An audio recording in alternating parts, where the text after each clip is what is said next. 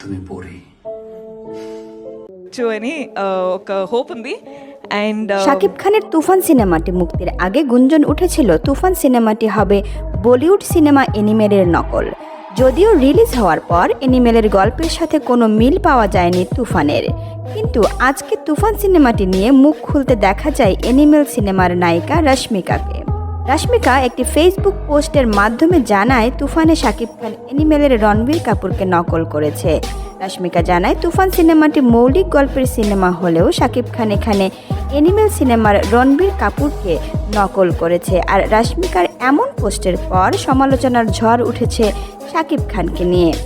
যদিও তুফান দেখে হল থেকে বের হওয়া দর্শক বলছে ভিন্ন কথা।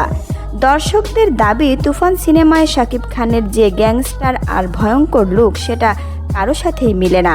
তুফানের এই চরিত্রটি শাকিব খান ছাড়া অন্য কেউ কখনো ফুটিয়ে তুলতে পারবে না।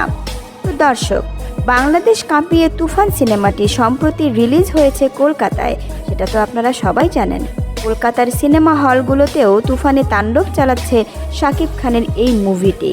অন্যদিকে দিনের পর দিন ফেসবুকে ছড়িয়ে যাচ্ছে তুফান সিনেমার বেশ কিছু দৃশ্য, যেগুলো সরাসরি সিনেমা হল থেকে পাইরেসি হচ্ছে।